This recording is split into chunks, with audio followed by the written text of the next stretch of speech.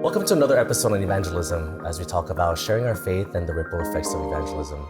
I loved our last question on how we just identified evangelism to us, what it meant to us. And we definitely went towards the direction of people who showed evangelism to us through vulnerability, authenticity, being loving, and also being relational. My question to you now is, who did that to you in your life? Like we all came to faith through somebody. Somebody did something. And definitely, hopefully, it wasn't through like just screaming at us on a train. But somebody did something where it was authentic, loving, relational.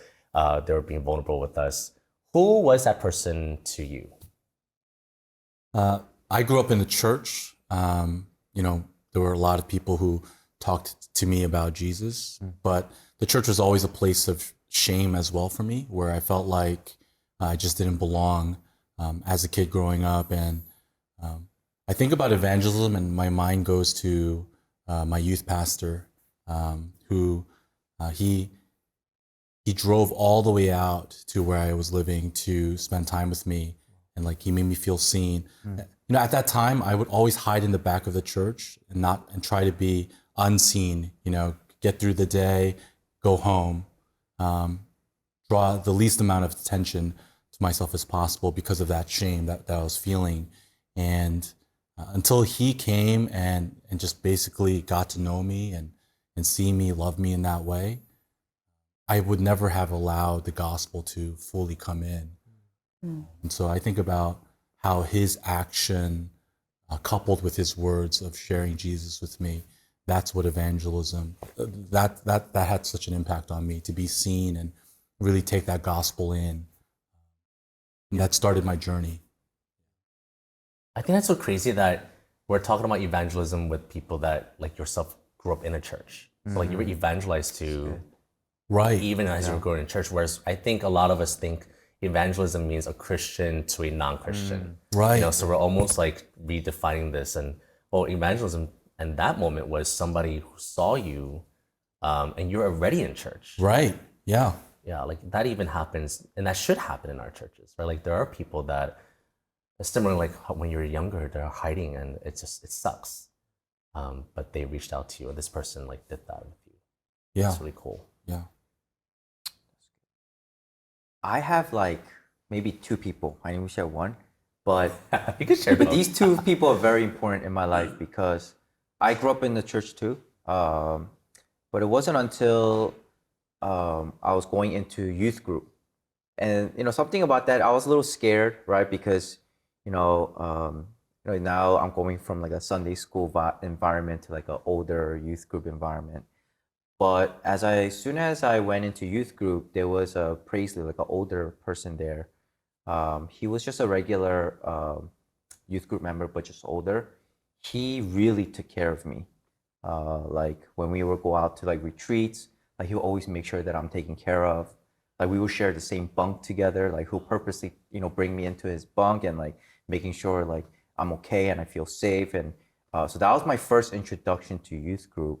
So that was like a really big defining moment for me. And then along those lines, it was my youth pastor, because during the time when I was about to leave to look for another church, this new youth pastor came in, and he took a few of us under his wing, and he just poured his life into us. Like it was almost like Jesus with his 12 disciples, where he lived with them, taught them, ate with them. He was like that for me. Like he saw something within me that I did not see within myself. Like he believed in me. He taught me so many things, about life, about the scriptures. He was so selfless with his money, his time. Like I would call him at crazy hours at the night. He'll talk to me for hours, and just listening to me. And sometimes I'm complaining about the same thing, but he was always listening and giving me advice. And so he was a very important person in my life that helped me to grow in this faith and really know God. And he wasn't just preaching at me; he was really displaying that to me. Like So, I think those two people was very important and crucial to my faith, made me who I am now. That's amazing to think about, like how he, displayed that to you, and Yeah. not just like, tell you. That relationship sounds so genuine. Yeah, it was amazing. Reminds me of your relationship with Jim. Oh yeah, Jim. Oh yeah, absolutely. I mean, Sandy and I both have similar stories with this family, but Pastor Jim Long, he is one of a kind. Yes. Jim is one of a kind. I thought he was an undercover cop trying to. I thought he was trying to like deport all the immigrants in Elmhurst Woodside, because he looked like a cop. Like he drove like a truck and this big white dude, and but all I remember is in the beginning he would just have my brother and I have dinner with him and his family, and then he would read the Bible with us, and then he would like hang out with us at the park and play handball. And then he would like introduce us into ministry. Wait, Jim played handball? Yeah, he was learned. really good. He learned. Yeah, like was when very he hit them Those like aces. handballs, it was like it would just pop. It would break. Wow. And all the Good. like kids in the park were like, "Oh my God, it's so crazy!" Like this white man's playing with us. But yeah, like that relationship grew into like now I want to do VBS with him, and he's one that encouraged me to go to Nyack, and then he's one that like drove me to go hiking, and then his wife Nancy, like just also very relational, and they really, I mean, when I think about radical hospitality, radical generosity, I think of them. Just his home was always open, and he would give us steak while he would sit there and eat sardines out of a can because he had no more food. I mean, pastors, like they didn't get paid a lot, which we need to change that, by the way. Right? Like, pay your pastors average wages, guys. So he went through that, and then he had children, and then like it was just so crazy to see how someone invests that time into us, into me personally. Yeah, and I know you have a similar story as well, Sandy. Like, what was that for you? I'm thinking of the significant time in my life where I heard the gospel, someone shared the faith with me, and another part of my life as a young adult where I was already baptized and already accepted Christ. I think that time, having Nancy share her faith with me was just as important from when the first time I heard it, because she was an amazing model for me, the way that she lived. Like every time I stepped into her home to see her or the kids, she always had something very simple for me, even if just crackers and cheese.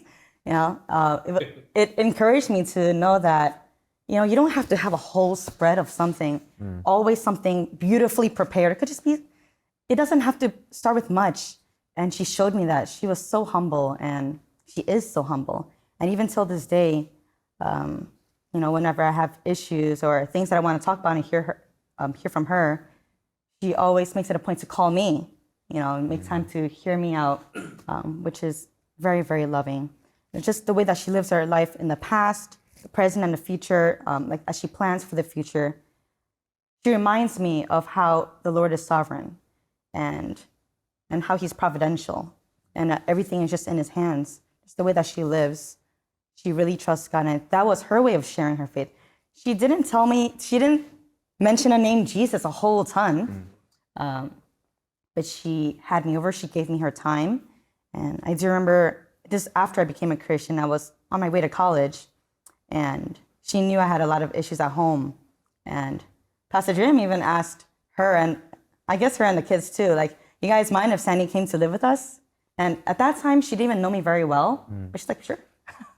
So for someone who didn't know me yet, because I was definitely much closer with Pastor Jim at that time, for someone who didn't really know me to say, yeah, she can join our 4 children. Yeah, she can come live with us. So that was really meaningful. And I saw her faith through those actions of her acceptance, of her vulnerability, letting me into her home, and she didn't really know me. Right. And yeah, that was to me like true authenticity. Yeah. That's so funny. I was just gonna ask the both of you, David and David, to name the person, because I do feel like these people had such an impact on us that I hope that they even hear this through this video. We're not big shots, but I'm like, it's just nice, you know? So I don't know if they have English names, but if you can just name their names. I don't know my Oh guy's my English goodness. name. I don't know his English name, Oh, English, you don't know his name. but his Korean name was Tukjin. Okay. For me, the first person is Andy Mok, and then the second person is my youth pastor, Pastor Young Rock. Yeah. Wait, I know Andy Mo. Yeah. No, When way. Andy, and when I told He's Andy, such a chill guy.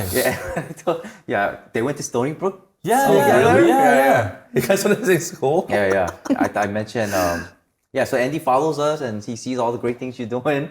He goes, yeah, I never thought I'd be a pastor. I was like, yeah.